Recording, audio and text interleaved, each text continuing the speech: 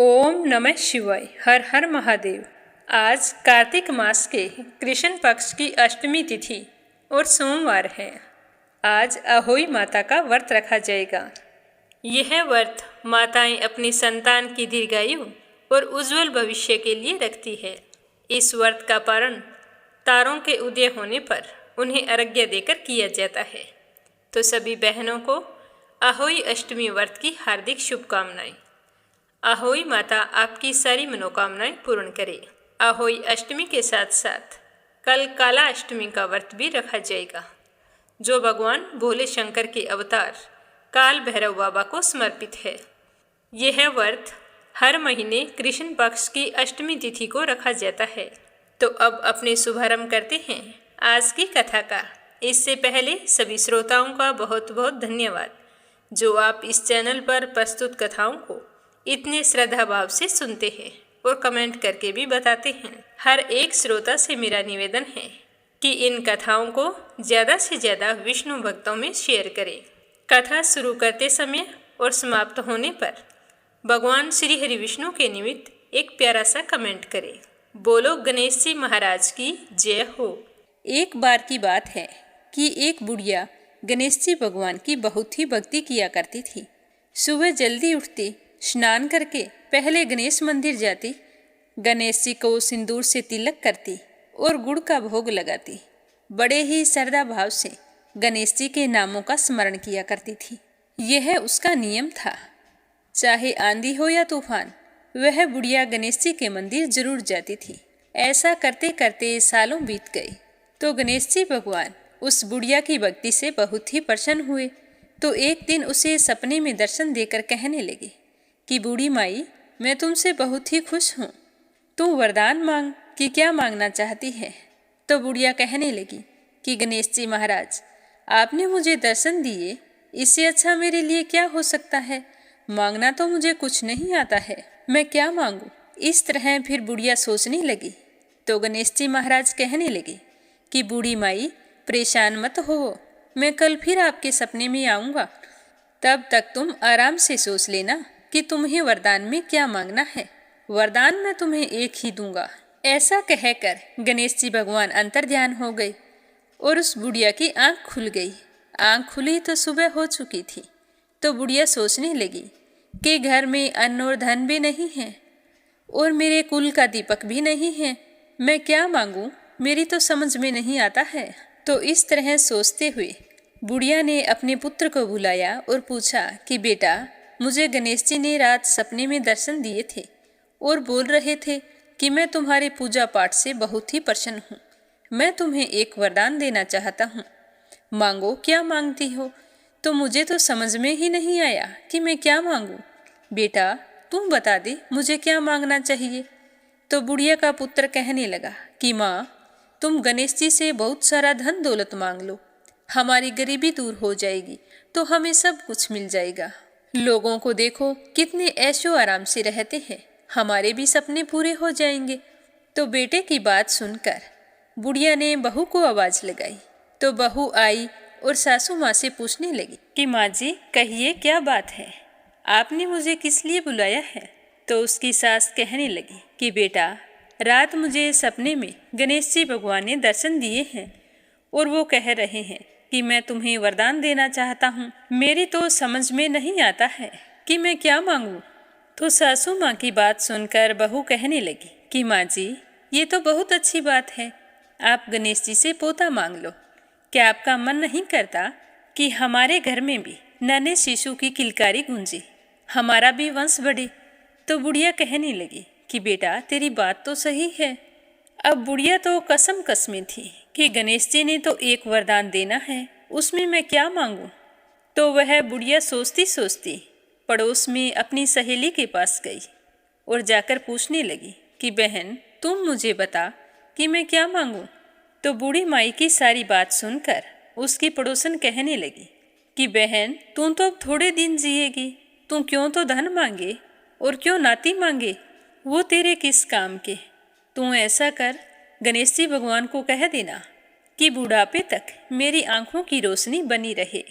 आदमी बूढ़ा हो जाने के बाद अपनी रोशनी खो देता है, और आंखों के बिना तो जीना बहुत ही कठिन है। बेटा बहू तो अपने सुख की चीजें मांग रहे हैं, लेकिन मुझे तो लगता है कि पूजा पाठ तुमने की है तो तुम्हें अपने लिए ही कुछ मांगना चाहिए। तो बुढ़िया को तीनों की बातें ही सही लगी, लेकिन दुविधा यह थी कि गणेश जी ने तो केवल एक ही वरदान देने की बात कही थी। तो बुढ़िया ने अपने मन में कुछ विचार किया और सो गई। गणेश जी ने बुढ़िया को सपने में दर्शन दिए और कहा कि बूढ़ी माई वरदान मांगो। तो बुढ़िया कहने लगी कि प्रभु, मुझे और तो कुछ नहीं चाहिए, मेरी तो एक ही इच्छा है कि मैं अपने पोते को सोने की थाली में सोने के चम्मच से भोजन करता हुआ देखूं। तो बुढ़िया की बात सुनकर गणेश जी मुस्कुराते हुए कहने लगे कि मैया, तू तो बोल रही थी कि मुझे मांगना ही नहीं आता, लेकिन तूने तो मुझे ठग लिया। तूने तो एक ही वरदान में अपने लिए आंखें, धन और पोता तीनों चीज मांग लिए। आंखें होगी तो देख पाओगी, धन होगा तो पोता सोने की थाली में भोजन करेगा। तुमने तो बहुत ही चतुराई से एक ही वरदान में सारी चीजें मांग ली है। मैं तुम्हारी भक्ति और बुद्धिमानी से बहुत ही प्रसन्न हूँ। जैसा तुमने वरदान मांगा है वैसा ही फल तुमको प्राप्त होगा। ऐसा कहकर गणेश जी भगवान अंतर्ध्यान हो गए और बूढ़ी माई को जैसा मांगा था वैसा सब कुछ मिल गया। और अब बेटा भी खुश, बहू भी खुश।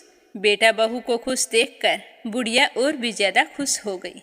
कभी भी मनुष्य को ये नहीं सोचना चाहिए कि मेरी उम्र बीत चुकी है, अब मैं धन का क्या करूँगा, अब मैं कोई काम क्यों करूँ, मुझे काम करने की कोई आवश्यकता नहीं है। ऐसा मन में कभी नहीं लाना चाहिए। जब तक जिंदा हैं हमें अपने और अपने परिवार के लिए कुछ न कुछ करते रहना चाहिए। घर का बुजुर्ग सदस्य घर की चारदीवारी होता है। अब सोचो, बिना चारदीवारी घर का क्या हाल होता है। इसीलिए ना तो कभी यह सोचना चाहिए कि मुझे अब कोई चीज़ की आवश्यकता नहीं है, और ना ही ऐसी शिक्षा कभी दूसरों को देनी चाहिए। अपने घर परिवार को प्रेम की डोरी से बांध कर रखना चाहिए। प्रेम से बोलो गणेश जी भगवान की जय हो। ओम नमः शिवाय। हर हर महादेव। कार्तिक स्नान करने वाले सभी भक्तों के लिए प्रस्तुत है कार्तिक स्नान की कथा। तो आप सभी से मेरा निवेदन है कि मीरा भक्ति स्टोरी चैनल को सब्सक्राइब जरूर करें और इस कथा को पूरा सुनते हुए कमेंट बॉक्स में लक्ष्मीपति नारायण के अनंत स्वरूपों की जय हो जरूर लिखें, क्योंकि पूरे प्रेम भाव से कथा सुनने वाला और भगवान का गुणगान करने वाला व्यक्ति श्री हरि का परम प्रिय भक्त होता है। आज कार्तिक माह के कृष्ण पक्ष की अष्टमी तिथि है। सभी माताओं ने अपने बच्चों की लंबी आयु के लिए अहोई माता का निर्जल व्रत रखा है। अगर आपने भी अहोई माता का व्रत रखा है तो मीरा भक्ति स्टोरी चैनल पर अहोई माता की बहुत ही सुंदर कथा प्रस्तुत की गई है, तो आप सभी बहनें सुन सकती हैं। तो अब अपने सुनते हैं कार्तिक मास की कथा। तो शुरुआत करते हैं गणेश जी की छोटी सी कहानी से। बोलो गणेश जी भगवान की जय हो। अब अपने सुनते हैं कार्तिक स्नान की कथा। पहली कहानी इल्ली और घुन की, जिसे कार्तिक के महीने जरूर सुनना चाहिए। बोलो लक्ष्मीपति नारायण की जय हो। एक समय की बात है, एक इल्ली और घुन रहा करते थे। दोनों में अच्छी दोस्ती थी, जहाँ भी जाते साथ साथ जाते। तो एक बार कार्तिक का महीना आया तो राजा की बेटी कार्तिक स्नान के लिए जा रही थी। तो इल्ली कहने लगी कि आओ घुन, हम भी कार्तिक स्नान करते हैं। राजा की बेटी जाती है तो हम भी चले जाएंगे, क्या पता हमें भी पुण्य फलों की प्राप्ति हो। तो इल्ली की बात सुनकर घुन कहने लगा कि तू ही कार्तिक स्नान कर, मैं तो कार्तिक स्नान के बारे में कुछ नहीं जानता, क्या होता है इसके करने से, मैं तो नहीं करूँगा। घुन के मना करने पर इल्ली एक बार तो उदास हो गई। सोचने लगी कि कार्तिक स्नान तो जरूर करना था।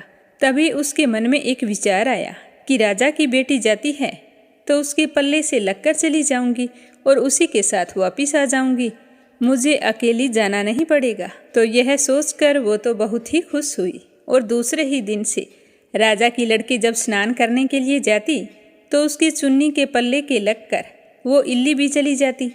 जब राजा की बेटी गंगा जी पहुंच जाती तो इल्ली उतरकर धीरे से गंगा स्नान करती और वापिस आकर चुन्नी के पल्ले से लग जाती।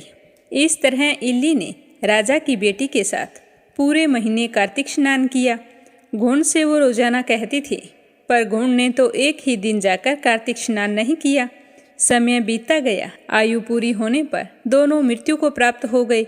इल्ली अपने दूसरे जन्म में कार्तिक स्नान के पुण्य प्रताप से राजा के घर में जन्म लिया और घुंड राजा के घर का गधा बन गया। अब राजा की बेटी खूब लाड प्यार के साथ पलने बढ़ने लगी। समय के साथ वो बड़ी हुई तो राजा ने अपनी बेटी का विवाह किया। खूब सारा दान दहेज देकर अपनी बेटी को विदा किया।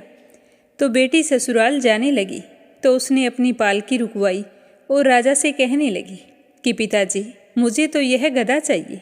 तो अपनी बेटी के मुंह से इस तरह की बात सुनकर राजा को बड़ी ही हैरानी हुई। राजा कहने लगे कि बेटी, तुम चाहे तो धन और दौलत और ले जा, पर इस गधे को मत लेकर जा। लोग क्या कहेंगे कि राजा के घर से आई है और दहेज में गधा लेकर आई है। पर राजा की बेटी तो अपनी जिद पर अड़ी रही। कहने लगी कि पिताजी, मुझे और कोई दान दहेज नहीं चाहिए, मुझे तो बस ये गधा दे दो, सब कुछ मिल जाएगा। राजा को आखिर अपनी बेटी के आगे झुकना पड़ा और उस गधे को रथ के बंधवा दिया। अब गधा तो रथ के साथ साथ तेज तेज दौड़ने लगा और इस तरह राजा की बेटी अपने ससुराल पहुंच गई। वहां पर खूब लोग इकट्ठे हुए थे, देखने आए थे कि राजा के बेटे की बहू कैसी है। पर जब लोगों ने रथ के गधा बंधा हुआ देखा तो सभी लोगों को बड़ा ही आश्चर्य हुआ और कहने लगा कि देखो, राजा के घर से आई है और गधे को लेकर आई है। पर वह कुछ नहीं बोली। राजा और उसके बेटे को भी बड़ी ही हैरानी हो रही थी कि बहू गधे को लेकर क्यों आई है। फिर रथ से खोलकर गधे को महल के नीचे बंधवा दिया। अब रोजाना राजा की पुत्रवधू घर का काम जल्दी जल्दी निपटाती और नीचे उतर आती और उस गधे से बातें करने लगती। जब लड़की नीचे आती तो गधा कहता कि मुझे पानी पिला दे। तो वो लड़की कहती, मैंने तुम्हें पहले ही कहा था कि कार्तिक स्नान कर ले, पर तूने तो मेरा कहना नहीं माना। तू तो बोलता था कि मैं तो कार्तिक स्नान नहीं करूँगा, ना मैं व्रत करूँगा, मैं तो बाजरा खाऊंगा और ठंडा ठंडा पानी पीऊँगा। अब बाजरा खा और ठंडा ठंडा पानी पी। मेरे साथ कार्तिक स्नान कर लेता तो तेरी ये हालत ना होती। एक दिन राजा ने अपनी पुत्रवधू को गधे के साथ बातें करते हुए सुन लिया तो उन्होंने अपने राजकुमार को बुलाकर सारी बात बताई। तो राजकुमार ने आकर अपनी पत्नी से कहा कि आप मुझे सारी बात बताओ। तब रानी बनी उस लड़की ने कहा कि स्वामी, मैं पिछले जन्म में इल्ली थी और जो ये गधा है ये घुन था। तब मैंने इससे कहा था कि कार्तिक स्नान कर ले, पर वो नहीं माना और मैं राजा की लड़की के पल्ले से लगकर पूरे महीने कार्तिक स्नान किया था। तो कार्तिक स्नान के पुण्य प्रताप से राजा के घर में जन्म लिया और राजा के घर में ही बहू बनकर आई हूँ। तब राजा के बेटे ने सुना कि कार्तिक स्नान का इतना पुण्य प्रताप होता है तो उसने अपने पिताजी को कार्तिक स्नान के पुण्य फल के बारे में बताया और कहा कि पिताजी, आप हमें आज्ञा दें कि हर साल हम दोनों पति पत्नी जोड़े से कार्तिक स्नान करें। तो राजा अपने बेटे की बात सुनकर बहुत ही खुश हुए और उन्हें कार्तिक स्नान करने की इजाज़त दे दी। फिर राजा का बेटा और उसकी पत्नी हर साल कार्तिक के महीने गंगा जी जाकर कार्तिक स्नान किया करते थे और फिर पंडितों को भोजन करवाकर खूब दान पुण्य भी करते थे। तो राजा ने सारी नगरी में कहला दिया कि जिस तरह मेरे बेटे और बहू कार्तिक स्नान करते हैं उसी तरह सारी नगरी के लोग कार्तिक स्नान करें। तो सारे लोगों ने अपने राजा की आज्ञा मानकर कार्तिक स्नान किया और स्नान किया हुआ पानी उस घुन पे डाला जो गधा बना हुआ था, जिससे वह मोक्ष को प्राप्त हुआ। हे कार्तिक भगवान, कार्तिक स्नान का जैसा पुण्य फल आपने इल्ली को दिया वैसा सबको देना। जो भी कार्तिक स्नान करके आपकी इस कथा को श्रद्धाभाव से सुने उसकी सारी मनोकामनाएं पूर्ण करना। अब सुनते हैं कार्तिक मास में सुनी जाने वाली धर्मराज जी की कहानी। किसी गांव में एक बुढ़िया रहती थी। वह बहुत ही नियम धर्म से व्रत रखा करती थी। एक दिन भगवान के घर से यमदूत उसे लेने के लिए आ गए और वह उनके साथ चल पड़ी। चलते चलते एक गहरी नदी के पास पहुंची तो यमदूत बोले कि माई, तुमने गौदान किया है या नहीं? तो बुढ़िया ने उनकी बात सुनकर मन ही मन पूरी श्रद्धा से गाय का ध्यान किया तो वह तुरंत उनके समक्ष आ गई और बुढ़िया उस गाय की पूंछ पकड़कर नदी पार कर गई। फिर वह बड़ी ही खुशी से यमदूतों के साथ आगे बढ़ने लगी तो सामने काले कुत्ते आ गए। तो यमदूत कहने लगे कि माई, अपने जीवन में कभी कुत्तों को खाना दिया है? तो बुढ़िया ने मन ही मन कुत्तों का ध्यान किया तो वे रास्ते से चले गए। तो यह देखकर बूढ़ी माई अत्यंत ही प्रसन्न हुई और आगे बढ़ने लगी। तो रास्ते में कौवे मिले, वे उस बुढ़िया के सिर में चोंच मारने लगे। तो यमदूत कहने लगे कि ब्राह्मण की बेटी के सिर में कभी तेल लगाया था? तो बुढ़िया ने ब्राह्मण की बेटी का ध्यान किया तो कौवे ने चोंच मारनी बंद कर दी। तो बूढ़ी माई अपने पुण्य प्रताप को याद करती हुई आगे बढ़ने लगी। थोड़ी दूरी पर चलने पर बूढ़ी माई के पैरों में कांटे चुभने लगे। तो वो कहने लगी कि मेरे पैरों में कांटे चुभ रहे हैं। तो यमदूत बोले कि कभी खड़ाऊ आदि का दान किया है? तो बुढ़िया ने खड़ाऊ का ध्यान किया तो खड़ाऊ उसके पैरों में आ गई। तो उसने खुशी से खड़ाऊ पहने और यमदूतों के साथ चल पड़ी। इस तरह बुढ़िया माई आगे बढ़ी तो चित्रगुप्त जी ने यमराज से कहा कि आप किसे लेकर आए हो? तो यमराज बोले कि एक बुढ़िया को लेकर आए हैं।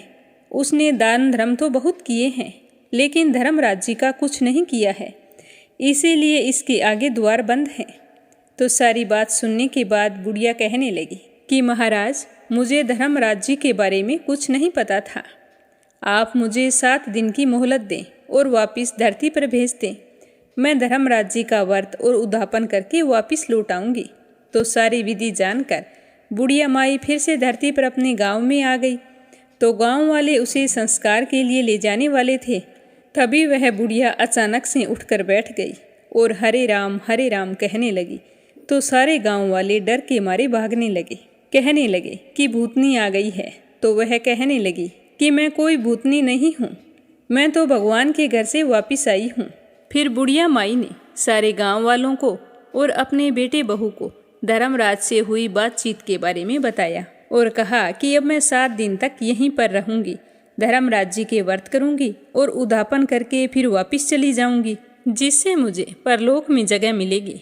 तो बुढ़िया की बात सुनकर उसके बेटे बहू ने अपनी माँ के लिए पूजा पाठ की सारी सामग्री एकत्रित कर दी और कहा कि माँ, आप धर्मराज जी के व्रत खुशी से करो और फिर आप उद्यापन के लिए जो कुछ चाहिए वो हमें बता देना। पर जब बुढ़िया माई कहानी कहती तो अपने बेटे बहू को पास बैठा लेती, पर वो कहानी का हुंकारा नहीं भरते। बेटे बहू के साथ साथ वहाँ पर उनकी एक पड़ोसन भी बैठी रहती थी जो सारी कहानी के दौरान हुंकारे भरती थी। इस तरह करते करते 7 दिन पूरे हो गए। बुढ़िया माई ने पूजा व्रत और उद्यापन कर दिया। तो फिर धर्मराज जी बुढ़िया को लेने के लिए विमान भेजते हैं। स्वर्ग से विमान आया देखकर बेटे बहू और सारे गांव वाले हैरान हो जाते हैं और भाग कर आते हैं, कहते हैं कि बुढ़िया माई, हम भी तुम्हारे साथ स्वर्ग जाएंगे। तो बुढ़िया कहने लगी कि तुम स्वर्ग कैसे जा सकते हो? तुमने मेरी कहानी का कभी भी हुंकारा नहीं भरा। मेरी कहानी का हुंकारा तो केवल पड़ोसन ने भरा है, तो इसीलिए वह मेरे साथ जाएगी। तो सारे गांव वाले बुढ़िया से धर्मराज जी की कहानी दोबारा सुनाने का आग्रह करने लगे। तो बुढ़िया माई पूरे श्रद्धा भाव से उन्हें कथा सुनाती है। तो अब की बार कथा सुनते समय उसके बेटे बहू और सारे गांव वाले हुंकारा भरते हैं और बुढ़िया माई के साथ विमान में बैठकर स्वर्ग लोक को जाते हैं। तो धर्मराज जी कहते हैं कि मैंने तो विमान केवल बुढ़िया को लाने के लिए भेजा था।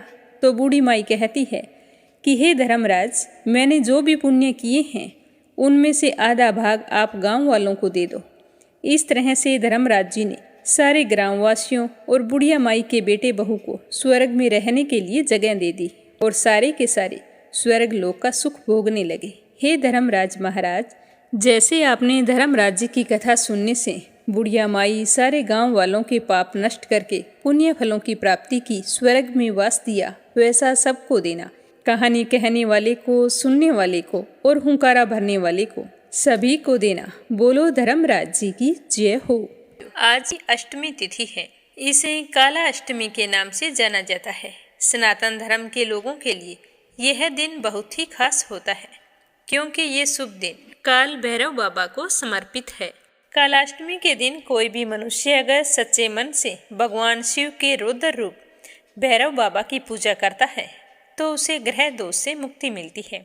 साथ ही घर परिवार में सुख शांति, खुशहाली और धन वैभव का वास होता है।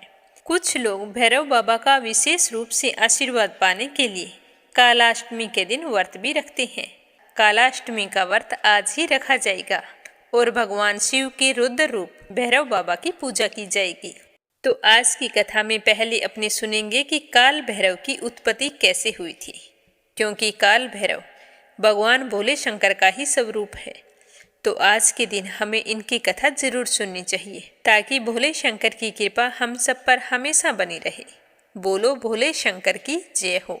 पुराणों के अनुसार जब ब्रह्मा और विष्णु में विवाद हुआ, दोनों एक दूसरे को अपना पुत्र बता रहे थे।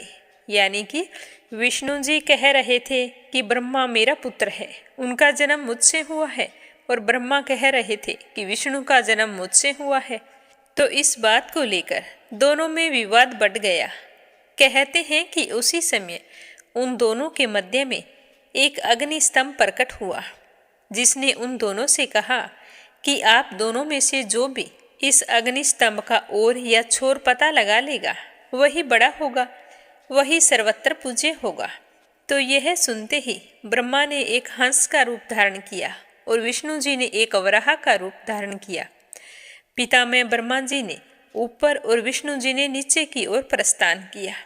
एक समय आने के बाद श्री हरि विष्णु ने मान लिया कि इस अग्नि स्तंभ का कोई अंत नहीं है, किंतु ब्रह्मदेव किसी भी कीमत पर अपनी प्राज्ञा मानने को तैयार नहीं थे। कुछ ऊपर पहुंचने पर उन्हें वहां पर केतकी नाम का एक पुष्प मिला। तो उन्होंने उससे कहा कि यदि तुम मेरा समर्थन करो, अगर तुम मेरा समर्थन करती हो तो मैं तुम्हें सबसे महत्वपूर्ण पुष्प की उपाधि प्रदान करूंगा। तो केतकी ने यह सुनकर पितामह ब्रह्मा जी की बात स्वीकार कर ली। तो पितामह केतकी के फूल को लेकर नीचे आ गए। आते ही जब अग्नि स्तंभ ने उनसे पूछा कि क्या आप दोनों में से किसी को मेरा ओर या छोर मिला, तो भगवान श्री हरि विष्णु ने तो मना कर दिया कि मुझे तो आपका अंत कहीं नहीं मिला, परंतु ब्रह्मदेव ने कहा कि हाँ मुझे मिला है, और अपनी बात सच्ची साबित करने के लिए केतकी के पुष्प को प्रस्तुत कर दिया। केतकी ने भी पितामह ब्रह्मा जी के कहे अनुसार समर्थन किया। तब उस अग्नि स्तंभ ने एक पुरुष की आकृति ग्रहण की और प्रकट हो गई महाकाल महारुद्र भगवान शिव। उन्होंने पितामह से कहा कि आप असत्य बोल रहे हैं, मैं आपको श्राप देता हूँ कि आप अपनी असत्य भाषा के लिए कभी भी पूजे नहीं जाएंगे। केतकी के फूल ने आपका समर्थन किया है, तो उसे भी मैं श्राप देता हूँ कि मेरी पूजा में केतकी का फूल नहीं चढ़ाया जाएगा। तब पितामह ने क्रोधित होकर भगवान रुद्र को अपशब्द कहने शुरू कर दिए और स्वयं को बड़ा बताने लगे। उस समय ब्रह्मदेव कहा जाता है कि पंचमुखी होते थे। तब भगवान शिव को आभास हुआ कि पितामह में अहंकार आ रहा है और सृष्टि की रचना में यदि सृष्टि रचना से पूर्व ही अहंकार व्याप्त हो गया तो असमय ही संपूर्ण सृष्टि अहंकार के भाव से ग्रसित हो जाएगी। इसीलिए उन्होंने अहंकार रूपी पितामह के उस 5वें सर को काटने का निर्णय लिया। परंतु इसमें एक समस्या थी, क्योंकि भगवान शिव जानते थे कि यदि उन्होंने पितामह का सर काटा तो उन्हें ब्रह्म हत्या का दोष लगेगा। ब्रह्म हत्या का दोष लगते ही त्रिमूर्ति से अलग हो जाएंगे और सभी जगह असंतुलन व्याप्त हो जाएगा।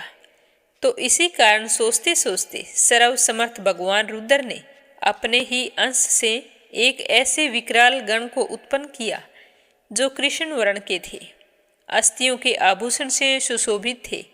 उस दिव्य पुरुष को देखकर, उनकी गर्जना को सुनकर ऐसा लगता था मानो लाखों भयानक काले मेघों ने जीवंत रूप लेकर गर्जना की हो, और उनकी जटाएं देखकर ऐसा प्रतीत होता था मानो असंख्य भयानक विषधर हो। उनके मस्तक पर श्वेत त्रिपुंड की 3 रेखाएं ऐसी लग रही थी जैसे चंद्रमा ने उनके ललाट पर सुशोभित होने के लिए स्वयं को 3 टुकड़ों में विभक्त कर दिया हो। उन परम उग्र देवता की लंबी भुजाएं ऐसी लगती थी मानो लोह स्तंभ हो। भयानक अष्ट महानाग जिनका यज्ञोपवीत बने इतरा रहे थे। कमर पर बंधे मोटे मोटे घुंघरुओं की ऐसी आवाज आ रही थी जिससे हृदय विदीर्ण हो जाए। उस महाकाय महाबाहुगण को भगवान शिव ने स्पष्ट शब्दों में कहा कि ब्रह्मदेव के 5वें सर को काट डालो। इतना सुनते ही उस वीर ने आव देखा न ताव अपने नाखून के एक ही प्रहार से पितामह ब्रह्मा जी का 5वां सर उखाड़ लिया, परंतु वो सर उनके हाथ में ही चिपक गया। जब उन्होंने भगवान शिव से इसका कारण पूछा तो उन्होंने उनसे कहा कि ये केवल ब्रह्मा का सिर नहीं है, अपितु ब्रह्म हत्या है। इस ब्रह्म हत्या के फलस्वरूप तुम्हें श्रापित होना पड़ेगा। तुमने पितामह के सर को काटकर इस सृष्टि की अहंकार से रक्षा की है, अतः आज से तुम्हारा नाम भैरव होगा। अब तुम जाओ और इस ब्रह्मा के सिर को लेकर सृष्टि में विचरण करो, और जहाँ भी ये सिर तुम्हारे हाथ से छूटकर गिर जाए वहीं तुम रुक जाना और स्थापित हो जाना। उसके बाद भैरव ने उस सिर को हाथ में लेकर सृष्टि के चक्कर लगाने शुरू कर दिए। वो सारी सृष्टि के अनंत काल तक भ्रमण करते रहे, परंतु कहीं भी वो सर उनके हाथ से नहीं छूटा। परंतु सृष्टि के चक्कर लगाते लगाते उनकी गति इतनी तीव्र हो गई कि वो समय से भी आगे निकल गई। जब भगवान नारायण के कर्ण कुंडल गिरे और काशी नगरी स्थापित हुई, तब वहां पर भगवान भैरव के हाथ से पितामह ब्रह्मदेव का वो सर छूटकर गिर गया। तब भगवान भैरव वहीं पर रुक गए। तब वहां पर भगवान शिव प्रकट हुए।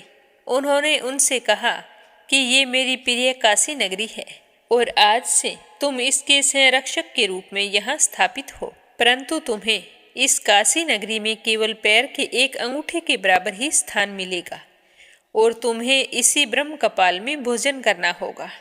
तुम अपनी तीव्र गति के कारण समय से आगे चले गए थे, अर्थात तुमने काल चक्कर पर भी विजय प्राप्त की है, अतः तुम काल भैरव के नाम से जाने जाओगे।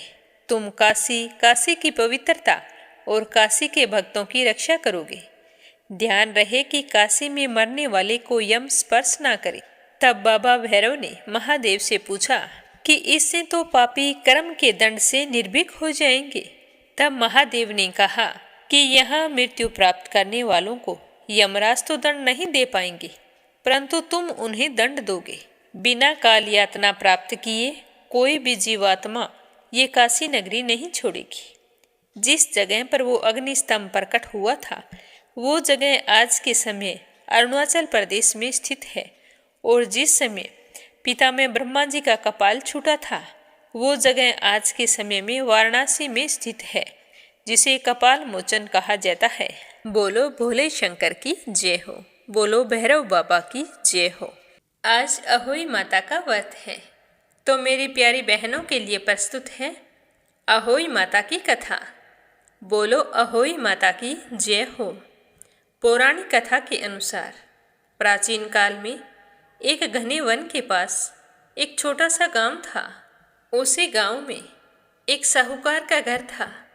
उसमें साहूकार की पत्नी और उसके 7 पुत्र थे। उनका हंसता खेलता परिवार था। साहूकारनी अपने बच्चों के साथ बहुत खुश रहती थी। एक समय की बात है, दीपावली आने वाली थी, तो साहूकारनी सोचने लगी कि पूरे घर की साफ सफाई करनी है। तो कच्चे घर होते थे, उनमें मिट्टी लीपने के लिए वह साहूकारनी मिट्टी खोदने के लिए जंगल में चली गई, और वहाँ पर जाकर वह एक खड्डे में से जैसे ही मिट्टी खोदने लगी, थोड़ी देर तक मिट्टी खोदती रही। तभी मिट्टी में से अचानक खून निकलने लगा। तो यह देखकर साहूकारनी घबरा गई। उसने जल्दी जल्दी मिट्टी को हटाया तो उसने देखा कि शाही, जो कांटेदार मुश्क होते हैं, उसके छोटे छोटे बच्चे थे, जो खून से लथपथ पड़े थे। कुदाल लगने से वो घायल हो गए थे और थोड़ी ही देर में उनकी मृत्यु हो गई। तो यह देखकर साहूकारनी घबरा गई और वह बिना मिट्टी लिए ही घर लौट आई और अपने आप को कोसने लगी। उसे बड़ा ही पश्चाताप हो रहा था कि मेरी वजह से बेचारी के बच्चे मारे गए, लेकिन उसने यह बात किसी को नहीं बताई। उधर थोड़ी देर बाद जब शाही अपने बच्चों के पास आई तो अपने सारे बच्चों को मृत देखा तो वह बहुत ही दुखी हुई। जोर जोर से चीखती हुई गुस्से में उसने श्राप दे दिया कि जिसने भी मेरे बच्चों की हत्या की है उसे भी मेरे समान घोर कष्ट और संतान के वियोग का सामना करना पड़े। तो शाही के श्राप की वजह से साहूकारनी के पुत्र एक के बाद एक सारे के सारे कहीं चले गए। साहूकार और साहूकारनी यह देखकर बहुत ही दुखी थे। किसी को उनकी कोई खबर नहीं थी। साहूकार ने अपने बच्चों को ढूंढने की बहुत कोशिश की, लेकिन उनके बच्चे नहीं मिले। तो साहूकारनी अपने बच्चों की याद में हर समय तड़पती रहती। उसके मन में बार बार यही विचार आता कि उसके द्वारा शाही के बच्चों की हत्या हो गई और उसी वजह से आज मुझसे मेरे बच्चे दूर हो गए हैं। इस तरह सोचते हुए साहूकारनी रोने लगती। रात में जागती तो उसे अपने बच्चे याद आते, फिर शाही के बच्चे याद आते और वह रोते रोते सो जाती। बेचारी हर समय रोने के कारण सूख कर कांटा हो गई। एक दिन तो वह इतनी परेशान हो गई कि उसने सोचा कि ऐसे जीवन से क्या फायदा, जो मुझे पल पल मार रहा है, क्यों ना मैं अपना जीवन ही समाप्त कर लूं। तो यह सोचकर वह एक नदी की ओर चल पड़ी। रास्ते में उसे एक वृद्ध महिला मिली। तो वृद्ध महिला ने साहूकारनी को देखकर कहा कि बेटी, तू कहाँ जा रही है और इस तरह से उदास क्यों है। तो उदास का कहते ही साहूकारनी की आंखों से टपाटप आंसू गिरने लगे और वह वहीं पर बैठ गई और जोर जोर से रोने लगी। तब वृद्ध महिला ने उसे बड़ी मुश्किल से चुप करा के कहा कि बेटी, तुम्हें क्या परेशानी है, तुम मुझे बताओ, क्या पता मैं तुम्हारी कोई सहायता कर सकूं। तो साहूकारनी कहने लगी कि माँ जी, मेरी सहायता शायद भगवान भी ना कर सके।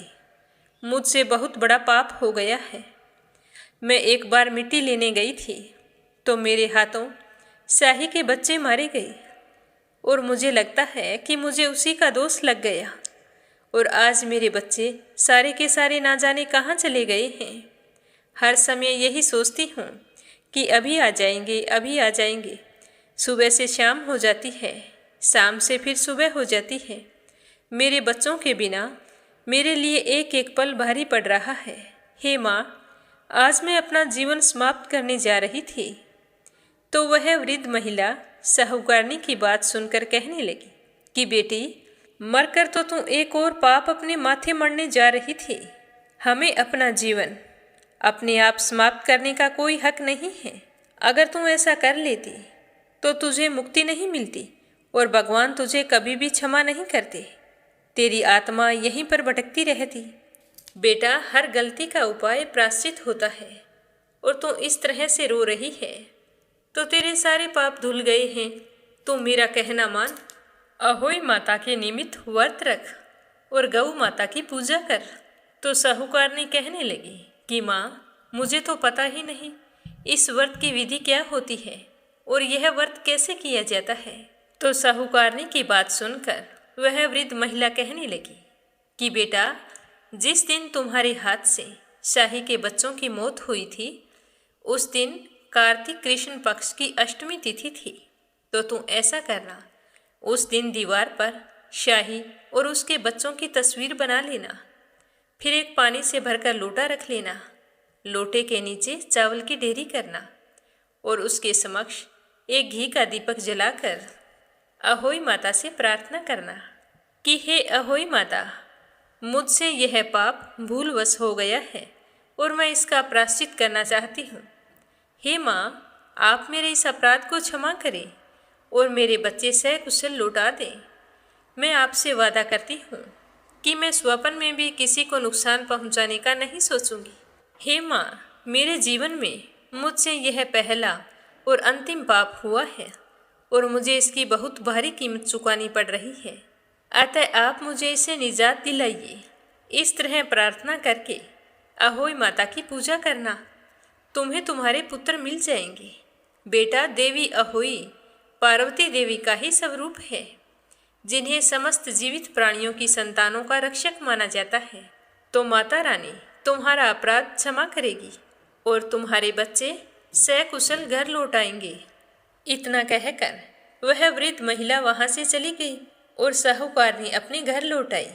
फिर उसने बूढ़ी माई के बताई अनुसार जब अहोई अष्टमी का दिन आया तो उसने अहोई माता की पूजा की और निर्जल व्रत रखा और माता रानी से अपने अपराध को क्षमा करने की प्रार्थना की। अहोई माता साहूकारनी के भक्ति भाव, पूजा पाठ और व्रत से बहुत ही प्रसन्न हुई और उसके समक्ष प्रकट होकर उनके पुत्रों को दीर्घायु होने का वरदान दिया। और उसी दिन शाम को जब तारे उदय हुए तो साहूकारनी के सातों पुत्र वापिस आ गए। तो यह देखकर साहूकार और साहूकारनी की खुशी का कोई ठिकाना नहीं रहा। साहूकारनी ने अपने सातों पुत्रों को हृदय से लगा लिया। कहते हैं कि तभी से अहोई अष्टमी व्रत की शुरुआत हुई और साहूकारनी को जो वृद्ध महिला मिली थी वो और कोई नहीं अहोई माता थी, जो साहूकारनी के इस तरह रोने पर उसकी सहायता करने के लिए आई थी। इसीलिए इस दिन सभी माताएं अपनी संतान की खुशी, उज्जवल भविष्य और लंबी आयु के लिए उपवास और पूजा पाठ करती है, ताकि जाने अनजाने हुए पापों से मुक्ति मिल सके और बच्चों पर आने वाली हर मुसीबत से छुटकारा मिले। बोलो अहोई माता की जय हो, माँ गौरी की जय हो। अगली कहानी अपनी सुनेंगे तारा भोजन की।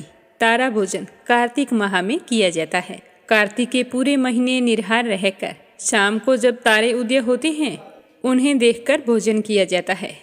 और कार्तिक माह के अंतिम दिनों में तारा भोजन का उद्यापन भी किया जाता है। कार्तिक के महीने में तारा भोजन की कथा अवश्य सुननी चाहिए।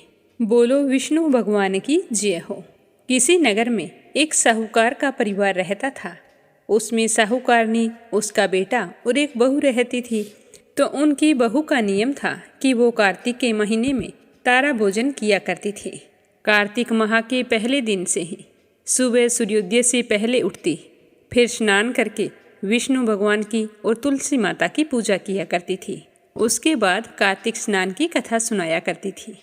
तो एक दिन उसने अपनी सास से कहा कि सासू माँ, मेरी कहानी सुन लो। तो उसकी सास कहने लगी कि मुझे तो मेरी पूजा करनी है, तुम ना जाने कौन से नियम धर्म पकड़ कर बैठी हो, मुझे तेरी कहानी सुनने के लिए जरा भी समय नहीं है। तो वह अपनी जेठानी के पास गई और कहने लगी कि जेठानी जी, आप मेरी कहानी सुन लीजिए। तो उसकी जेठानी ने मना करते हुए कहा कि तुम तो सुबह सवेरे नहा धोकर बैठ जाती हो, पर मुझे तो अभी खाना बनाना है। तो इस तरह कहते हुए उसने भी मना कर दिया। फिर उसने अपनी देवरानी से कहा, तो देवरानी ने भी बहाना बना दिया कि मेरा बच्चा छोटा है, अभी उठने वाला है, उसे देखना पड़ेगा। अगर मैं कहानी सुनने बैठ गई और वो रोने लगा तो मैं क्या करूँगी। तो यह कहकर देवरानी ने भी बहाना बना लिया। तो फिर वह अपनी ननंद के पास गई और कहने लगी कि ननंद बाईसा, आप तो मेरी कहानी सुन लीजिए, सूर्योदय होने वाला है। तो ननंद बाईसा कहने लगी कि मेरे ससुराल से मुझे बुलावा आया है और मुझे जाने के लिए तैयारी करनी है। तुम तो कहानी लेके बैठ जाओगी, इतना समय मेरे पास नहीं है कि मैं तुम्हारी कहानी सुनती ही रहूं। तो इस तरह सबके मना करने पर वह उदास हो गई और अपने पति के पास जाकर बोली कि आप ही मेरी कहानी सुन लीजिए। तो उसके पति ने कहा कि मुझे तो अभी व्यापार देखना है, कहानी सुनने का समय मेरे पास नहीं है। तो वह बेचारी चुपचाप बैठी रही, सोचने लगी कि आज मैं मेरी कहानी किसे सुनाऊं। तो फिर वह पड़ोसन के पास जाती है और कहती है कि बहन, तुम मेरे कार्तिक माह की कथा सुन लो। तो उसकी पड़ोसन खुशी से तैयार हो जाती है और कहती है कि बहन रुको, मैं अभी स्नान करके आती हूँ। स्नान करके वो बड़े ही श्रद्धा भाव से प्रेम पूर्वक अपनी पड़ोसन से कहानी सुनती है। सुनकर कहती है कि बहन, कहानियाँ तो बहुत अच्छी हैं, अब से तुम रोज़ाना मुझे ही सुना दिया करो। तब पूरे महीने वो दोनों कहानियाँ सुनती है और बड़े ही श्रद्धा भाव से भगवान श्री हरि विष्णु और तुलसी माता की पूजा करती है। तो इस तरह बहू ने पूरे कार्तिक मास तारा भोजन किया। तो जैसे ही कार्तिक का महीना पूरा हुआ तो भगवान उससे बहुत ही प्रसन्न हुए और उसके लिए स्वर्ग से विमान भेजा। जैसे ही उनके घर विमान आया तो सबसे पहले सास ने देखा तो वो भागकर विमान के पास गई। तो उसकी बहू कहने लगी, नहीं माँ जी, तुम्हारी पूजा करो, मैं तो ना जाने क्या करती रहती हूँ। तो उसकी सास चुपचाप घर के अंदर आ गई। फिर उसकी जेठानी गई, कहने लगी कि देवरानी जी मुझे भी साथ ले चलो। तो वो कहने लगी, नहीं जेठानी जी, आप मेरे साथ चलेंगे तो भोजन कौन बनाएगा, आपको तो देरी हो रही है, तुम भोजन बनाओ। तो इतने में उसकी देवरानी आ गई। कहने लगी कि जेठानी जी, मुझे अपने साथ ले चलो। तो देवरानी की बात सुनकर वो बोली कि तुम अपने बच्चे को संभालो, तुम मेरे साथ चली गई तो तुम्हारे बच्चे का क्या होगा? मैं तो ऐसे ही सुबह ही नहा धोकर बैठ जाती हूँ, मेरे कोई काम तो है नहीं। तो देवरानी भी वापस आ गई। फिर उसकी ननंद आई, वो कहने लगी कि भाभी साहब मुझे ले चलो। तो वो कहने लगी कि तुम्हारे ससुराल से समाचार आ जाएगा, तो तुम्हें अपने ससुराल की तैयारी करनी होगी, तो तुम जाओ और अपने ससुराल जाने की तैयारी करो। तभी उसका पति आ जाता है और कहता है कि मुझे तो साथ लेकर चलोगी। तो वो बोली नहीं, मैं तुम्हें साथ कैसे लेकर जाऊं? तुम्हें अपना व्यापार देखना है, तुम्हारे पास कहाँ समय है? जब तुम लोगों के पास कहानी सुनने के लिए समय नहीं था, तो आज मेरे साथ जाने के लिए समय कहाँ से आ गया? तभी उसकी पड़ोसन आ गई और कहने लगी कि बहन मुझे तो ले चलो, मैंने तो तुम्हारी कहानी सुनी है।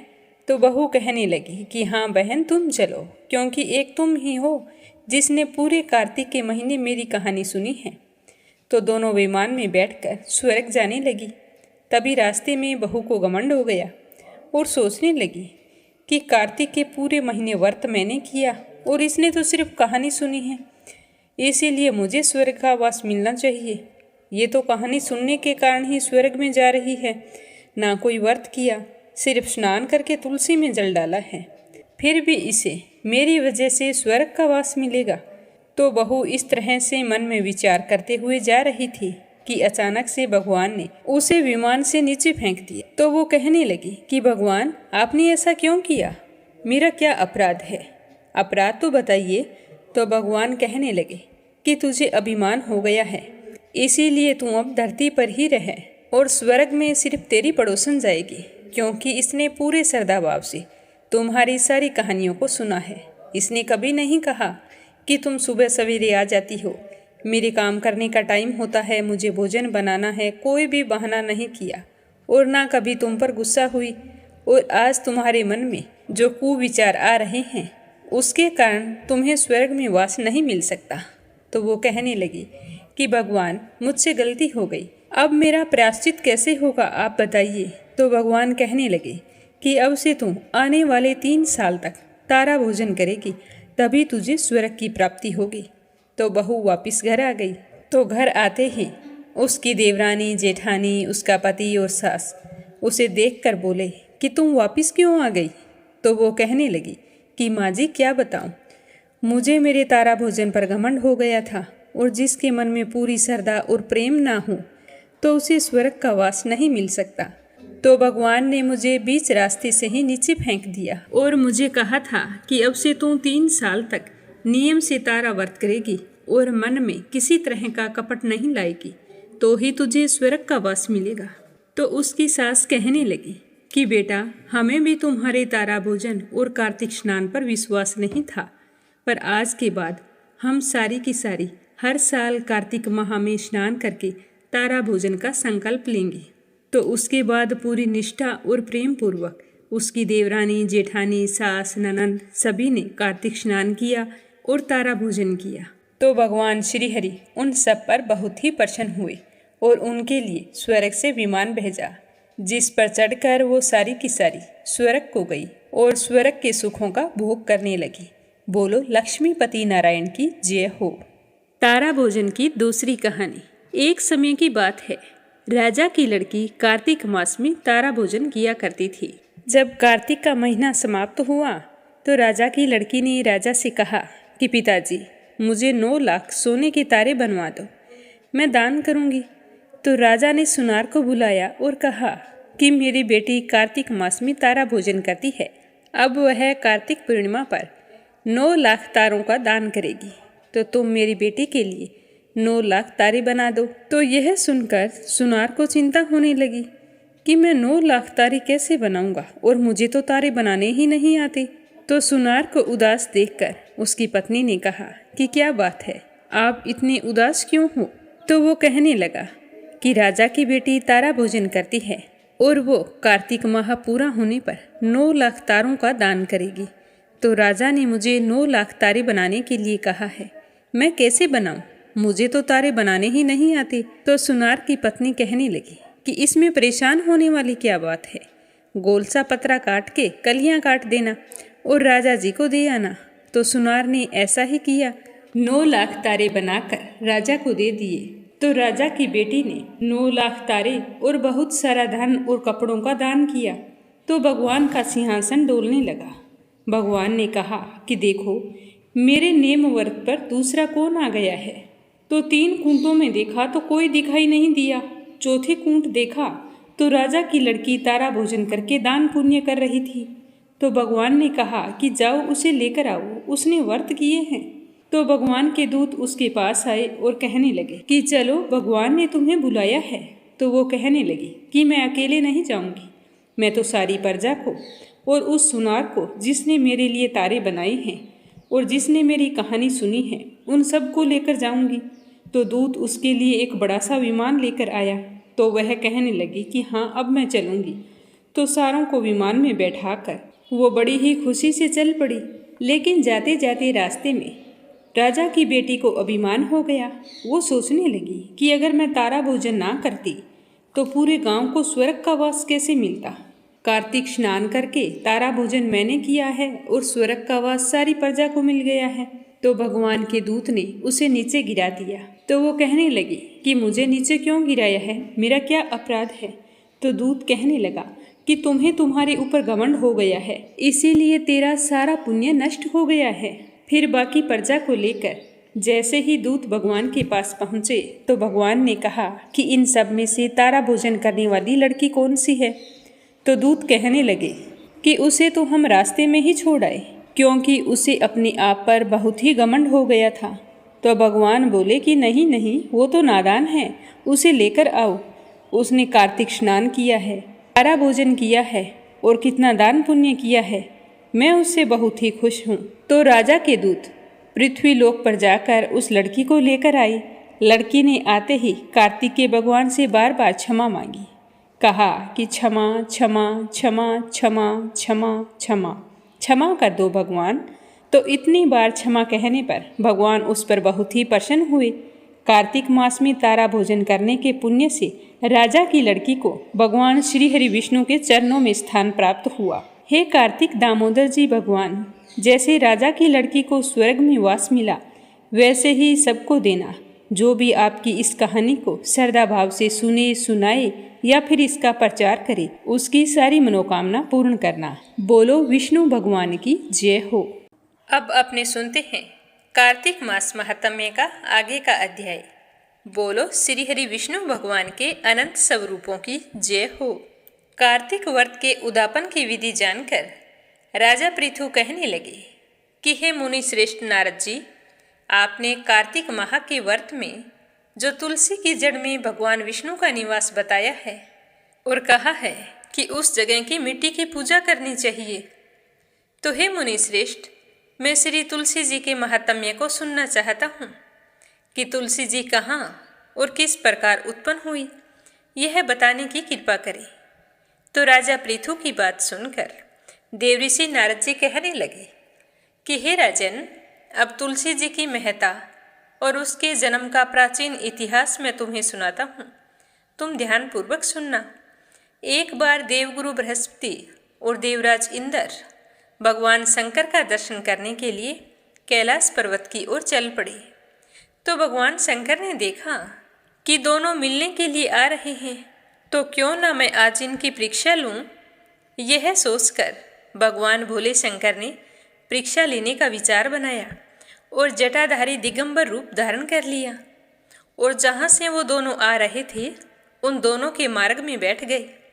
वो तेजस्वी, शांत, लंबी भुजा और चौड़ी छाती वाले गौर वर्ण के, अपने विशाल नेत्रों से युक्त तथा सिर पर जटा धारण किए हुए वैसे ही बैठे थे।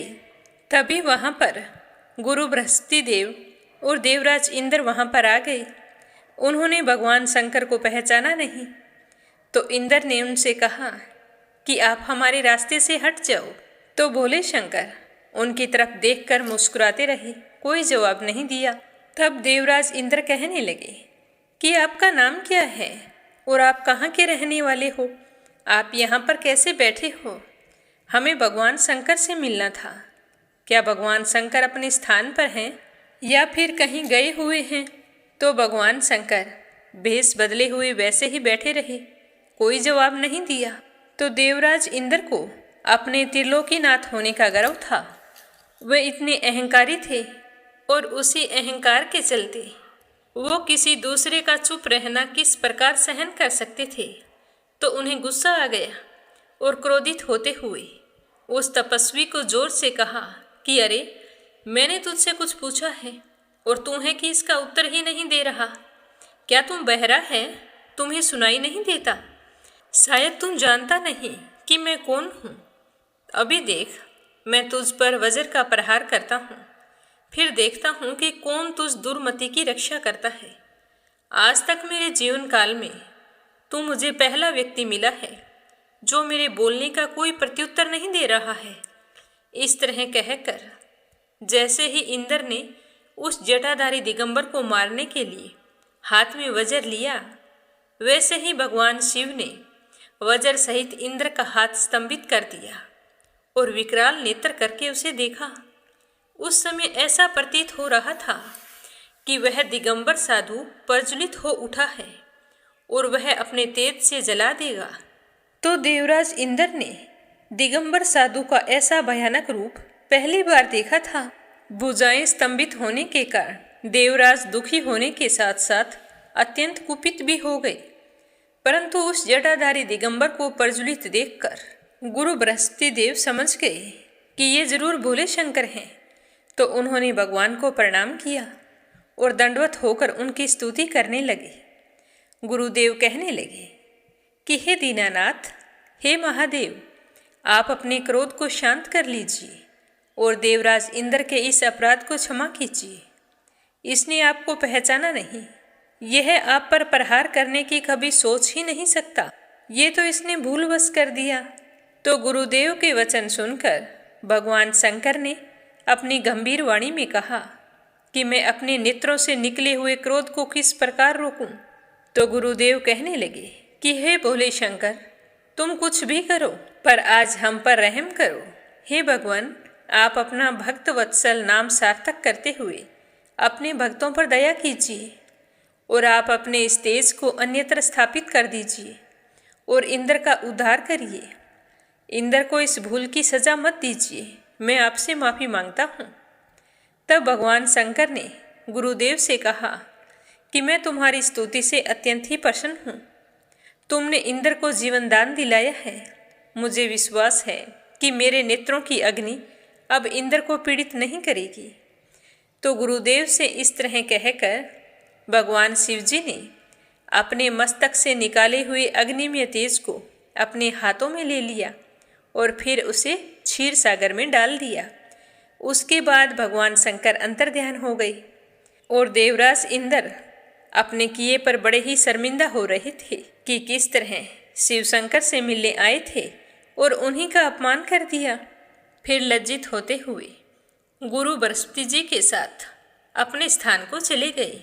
तो यह सुनकर राजा पृथु बड़े ही हैरान हुए और कहने लगे कि हे ऋषि श्रेष्ठ नारद जी, आपको प्रणाम है। अब आप मुझे यह बताने की कृपा करें कि जब भगवान शंकर ने अपने मस्तक के तेज को क्षीर सागर में डाल दिया था तो उस समय क्या हुआ।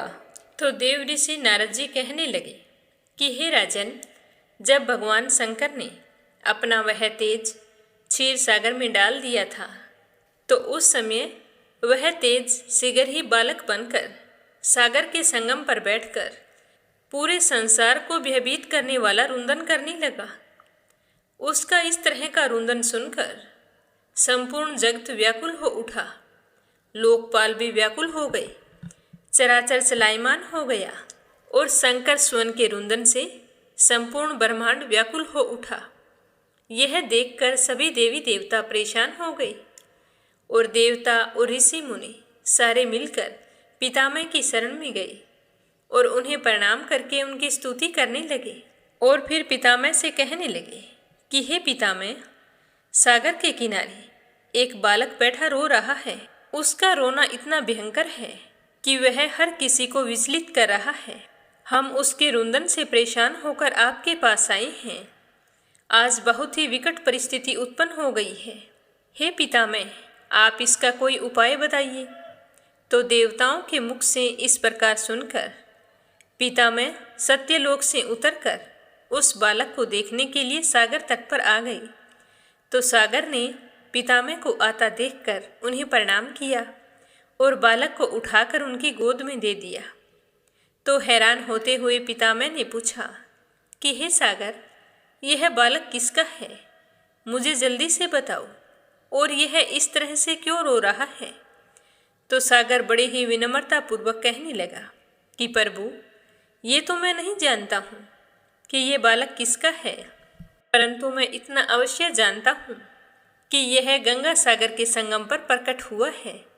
इसीलिए हे जगत गुरु, आप इस बालक का जात कर्म आदि संस्कार करके इसका जातक फल बताइए।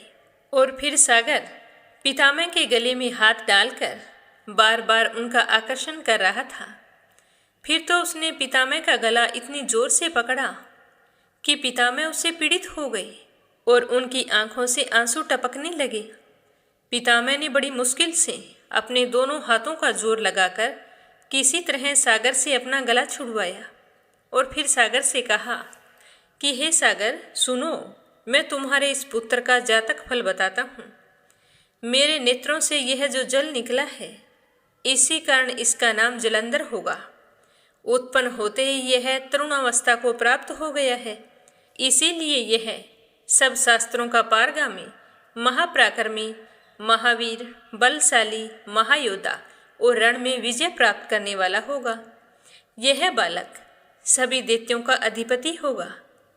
यह किसी से कभी भी पराजित नहीं होगा तथा यह भगवान विष्णु को भी जीतने वाला होगा।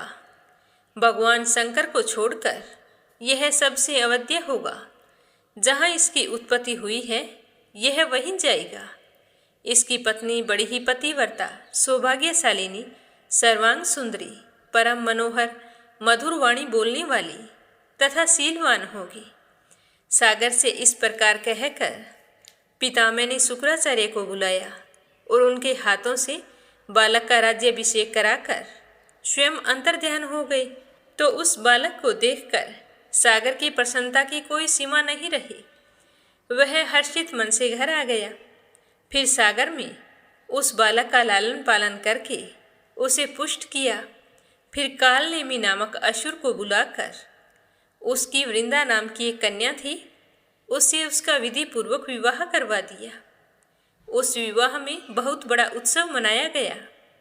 श्री शुक्राचार्य के प्रभाव से पत्नी सहित जलंधर दैत्यों का राजा बन गया। इससे आगे अपने सुनेंगे कल के अध्याय में। प्रेम भाव से सुनने के लिए आप सभी का बहुत बहुत धन्यवाद।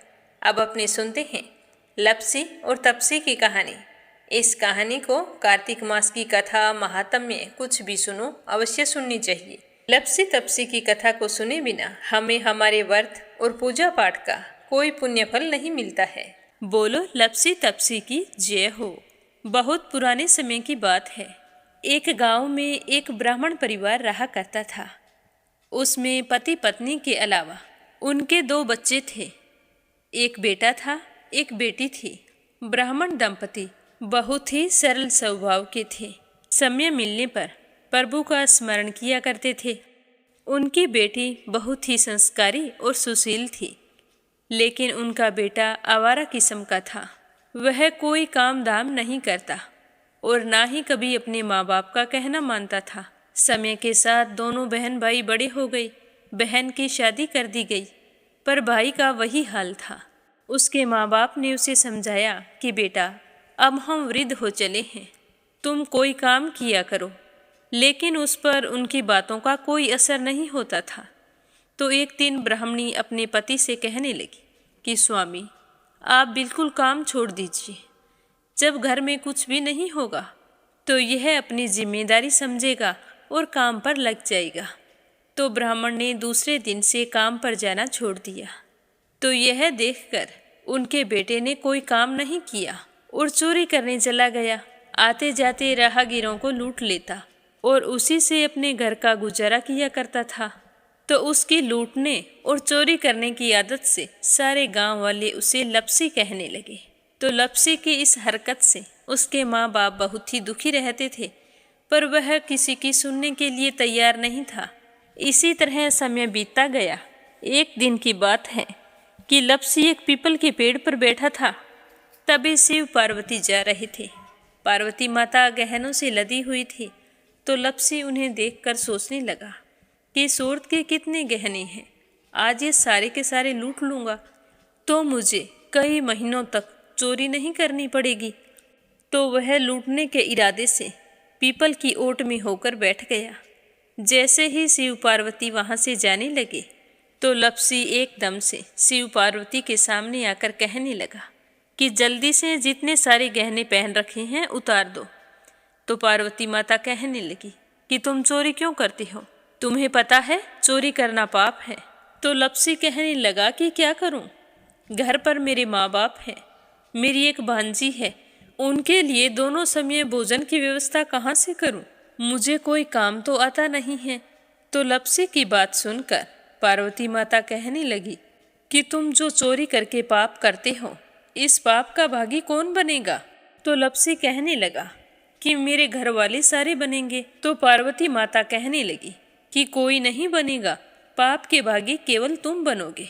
तो लपसी कहने लगा कि मैं लूट खोस कर उन्हीं के लिए लेकर जाता हूँ, तो पाप के भागी तो उन्हें बनना ही पड़ेगा। तो लपसी की बात सुनकर पार्वती माता ने हंसकर कहा कि हम यहीं पर बैठे हैं और तुम अपने घर जाओ, अपने घर वालों से पूछो कि कोई तुम्हारे पाप का भागी बनेगा क्या। तो यह सुनकर लपसी भागा भागा अपने घर आया और अपनी माँ के पास गया और कहने लगा कि माँ, मैं चोरी करके लाता हूँ, राह चलते राहगीरों को लूटता हूँ, तुम्हारे लिए ही तो करता हूँ। तो तुम मुझे एक बात बताओ, चोरी करने से जो पाप लगता है तो आप मेरे पाप के भागी बनोगे। तो लपसी की बात सुनकर उसकी माँ कहने लगी कि बेटा, मैंने तो तुमसे नहीं कहा कि तुम चोरी करके लाओ, तुम कमा कर लाओ, हमें तो 2 वक्त की रोटी चाहिए, मैं तो तुम्हारी पाप की भागी नहीं बनूंगी। तो माँ के मुंह से इस तरह की बात सुनकर लपसी तो हैरान हो गया। फिर वह अपने पिताजी के पास गया और जाकर कहने लगा कि पिताजी, मैं जो कुछ भी लूट खोस के लाता हूँ वो आपके लिए ही तो लाता हूँ। देखो मैंने लूट कर कितना धन इकट्ठा कर लिया है, कितने ऐशो आराम है तुम्हारे। अगर मैं चोरी नहीं करता तो क्या ये सब हमें मिलता। पिताजी, मैं तुमसे एक बात पूछता हूँ कि चोरी करने से पाप लगता है, तो उस पाप में आप मेरे भागीदार बनोगे क्या।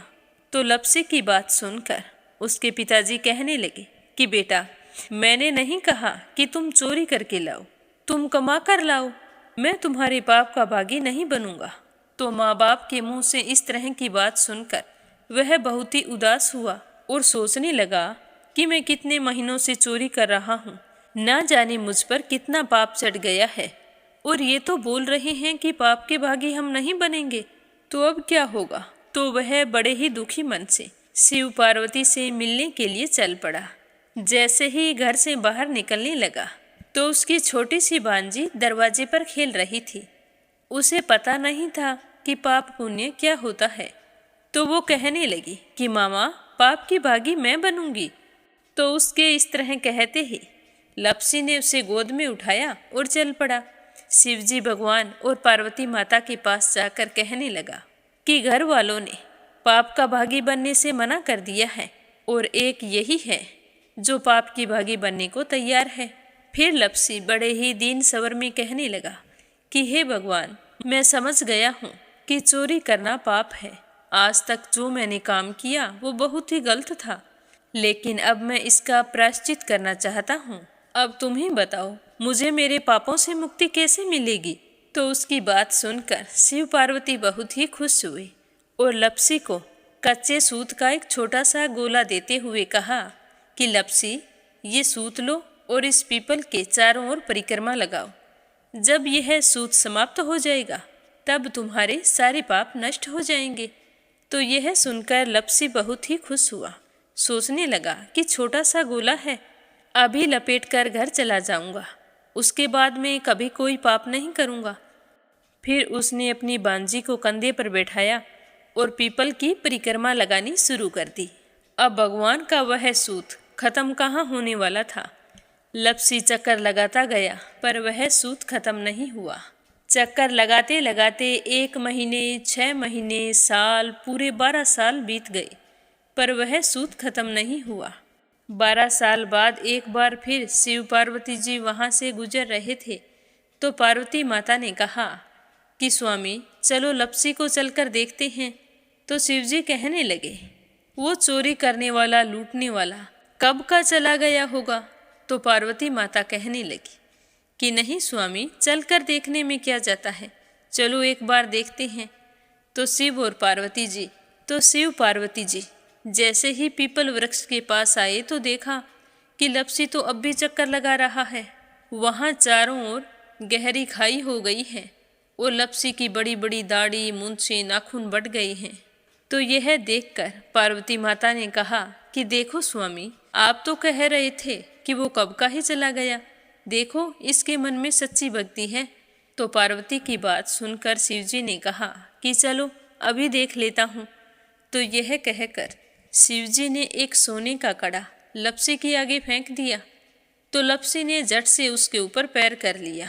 फिर अचानक से उसका ध्यान शिव पार्वती जी की ओर गया तो वो हाथ जोड़कर कहने लगा कि भगवान, अब तो मेरे पाप समाप्त हो गए होंगे, आप मुझे यहाँ से जाने की आज्ञा दीजिए।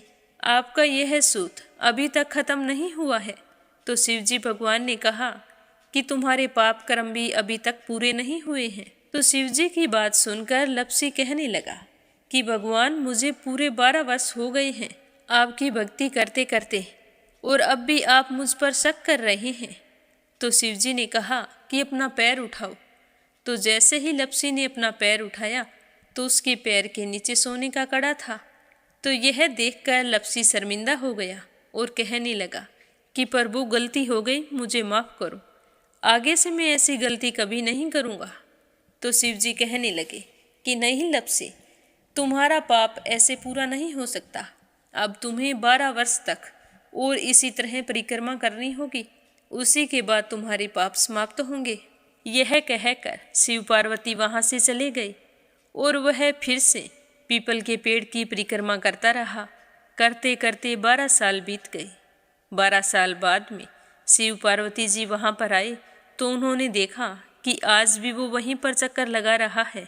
तो शिवजी ने फिर उसके सामने सोने की अंगूठी फेंकी पर उसने कोई ध्यान नहीं दिया। तो शिवजी भगवान प्रसन्न होकर कहने लगे कि हे लपसी, आज से तुम मेरी तपस्या करके तपसी बन गए हो। मैं तुम्हें वरदान देता हूँ कि तुम अपने जीवन में सारे सुखों को प्राप्त करेगा। और तूने 24 बरस तक मेरी भक्ति की है, इसका फल भी तुझे अवश्य मिलेगा। जो भी औरत गाय और कुत्ते की रोटी नहीं बनाएगी, उसका पुण्य फल तुम्हें मिलेगा। आंगन लीप कर दहलीज नहीं लिपेगी तो उसका पुण्य फल भी तुझे ही मिलेगा।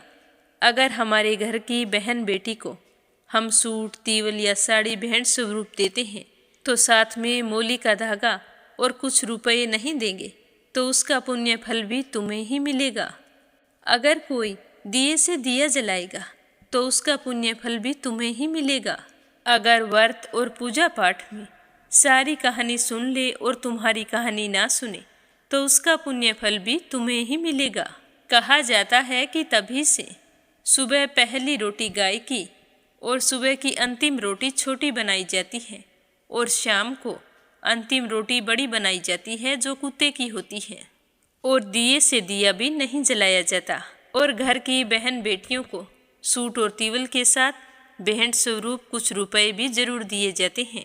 और उसी दिन से हर व्रत कथा के बाद में लपसी तपसी की कहानी जरूर सुनी जाती है। और कथा समाप्त होने पर कहा जाता है कि लपसी का फल लपसी को मिले, तपसी का फल तपसी को मिले।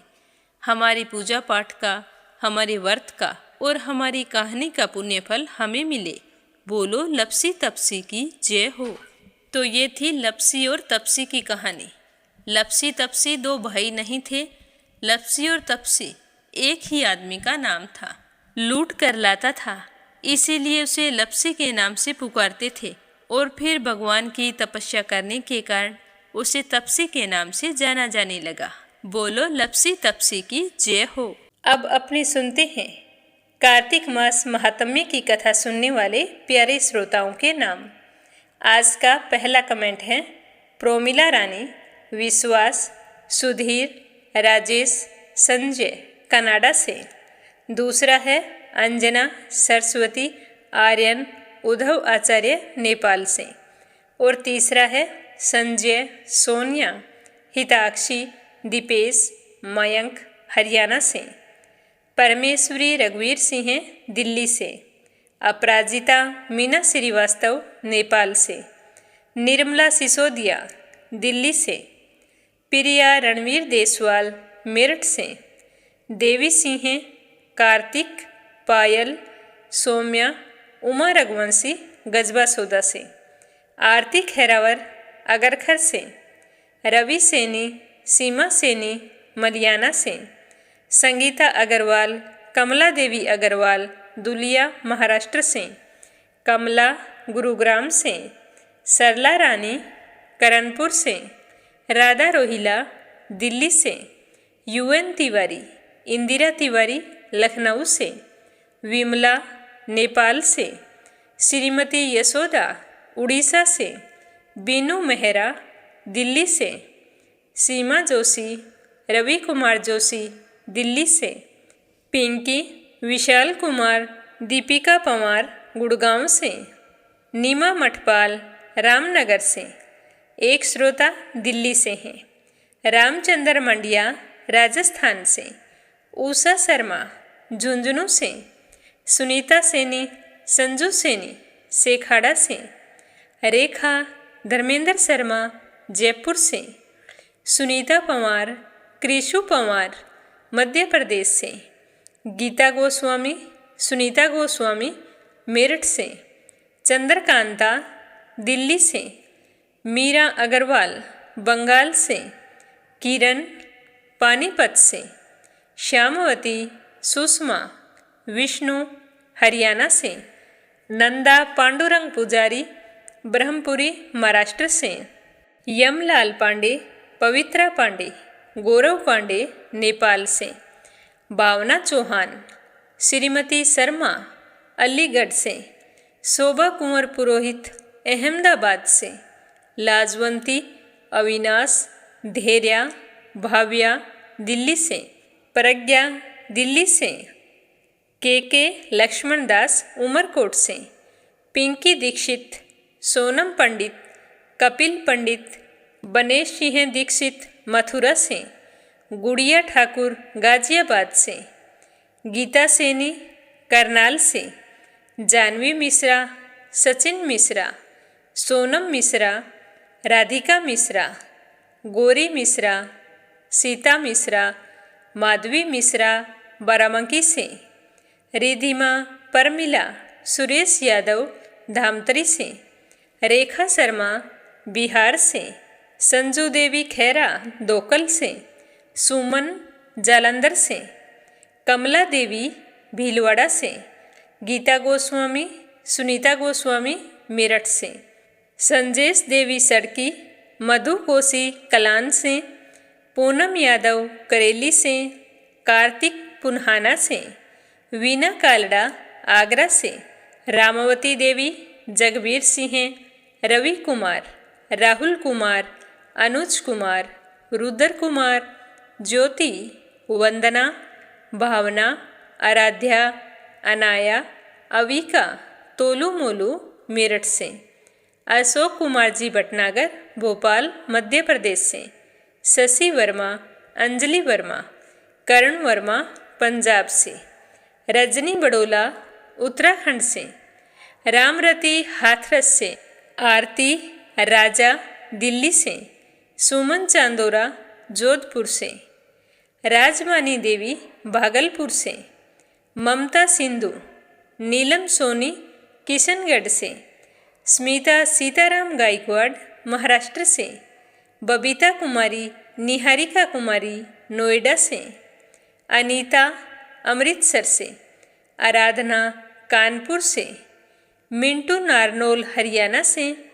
वीर बहादुर यादव नेपाल से, सुशील यादव प्रयागराज से, कल्पना सिन्हा कृष्णा डांगी मध्य प्रदेश से, मंजुला कपूर पंजाब से, चंद्रकांता सपना विनीता पूजा सुमन जयपुर से, सुनीता सोम मेरठ से, शांताबेन वाघेला गुजरात के मंडल से, हरिवंश कौर फरीदाबाद से, अनीता देशमुख बुरहानपुर से, मानी झा जमदेशपुर से, पुष्पा अग्रवाल दिल्ली से, योगेश्वरी भटनागर राजस्थान से, श्रीमती कमलेश जबलपुर से, निकिता सेजवानी पायल सेजवानी करण सेजवानी विशाल सेजवानी पवन सेजवानी अहमदाबाद से, सीमा सरकार फरीदाबाद से, सावित्री ईश्वरलाल रामचंदानी गाजियाबाद से, दिल्ली बहादुर भंडारी सरिता भंडारी नम्रता भंडारी, सूरज भंडारी नेपाल से, नीलम अयोध्या से, गीता सीताराम राजस्थान से, रेवता शर्मा धारीवाल से, प्रभा चांडक अकोला से, सुमन लता हरियाणा से, जयश्री पवार गोरखनाथ पवार महाराष्ट्र से, शिवकांति गुप्ता बारीगढ़ से, सीताराम जायसवाल शकुंतला जायसवाल वाराणसी से, ममता साहू आजमगढ़ से, साजना सिंह अहमदाबाद से, श्रीमती नीरा दिल्ली से, जगत नारायण पराशर दिल्ली से, मोनिका नागर तिगांव से, कमलेश भल्ला जम्मू से, स्नेहलता हरियाणा से। आप सभी श्रोताओं का बहुत बहुत धन्यवाद। आप सभी अपना सहयोग इस चैनल के प्रति हमेशा बनाए रखें और प्रस्तुत होने वाली हर वीडियो को ज़्यादा से ज़्यादा अपने मित्रगणों और रिश्तेदारों में शेयर करें।